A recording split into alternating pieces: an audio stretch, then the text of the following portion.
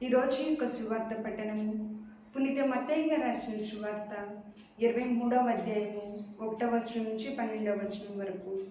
ఈ వచనముల యొక్క ధ్యానాంశము: ప్రేమ గురించి బోధించడం సులువు, ప్రేమించడం కష్టం. దయ గురించి బోధించడం సులువు, దయ చూపుట కష్టం.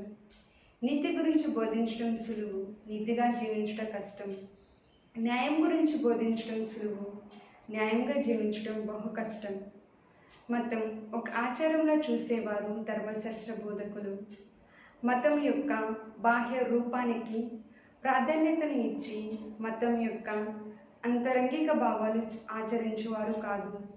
అందుకే ప్రభువు ధర్మశాస్త్ర బోధకులను చూసి వారు బోధించుచున్నది వారే ఆచరింపరని ఖరాఖండిగా చెప్పుచున్నారు. దేవుని ఆత్మ లేని వారు క్రీస్తు ప్రభువు బోధించిన ప్రేమ మార్గంలో నడవలేరు. ఈనాటి క్రైస్తవ కుటుంబాలలో క్రీస్తు కనిపించటలేదు. కారణం, మనము ధర్మశాస్త్ర బోధకుల వలె బాహ్య ఆచారములకే ప్రాముఖ్యతను ఇస్తున్నాము, కానీ అంతరంగిక మార్గమును అనుసరించుటలేదు.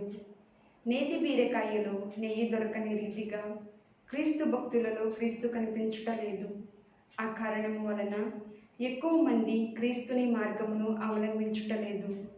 మీ హృదయములందు క్రీస్తుని ప్రభువుగా ప్రతిష్ఠించుకొనుడు. పునీత పేతురు రాసిన మొదటి లేఖ 3వ అధ్యాయము 15వ వచనము ఈ విధంగా తెలియజేయుచున్నది: ఏ క్రైస్తవుడైతే క్రీస్తుని ప్రభువుగా ప్రతిష్ఠించుకుంటారో అప్పుడు దేవుని బిడ్డలుగా జీవించి మనలో ఉన్న క్రీస్తుని మన క్రియల ద్వారా ఇతరులకు చూపించగలుగుతాము. అప్పుడు పౌలు గారిలా, ఇక జీవించుచున్నది నేను కాదు, నాలో క్రీస్తు జీవించుచున్నారు అని ప్రేమపూర్వకంగా ఇతరులకు చెప్పగలము.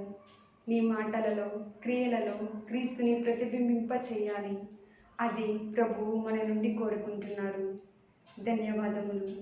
మనపై, మన కుటుంబాలపై దేవుని ఆశీస్సులు ఎల్లప్పుడూ ఉండునుగాక. ఆమేన్.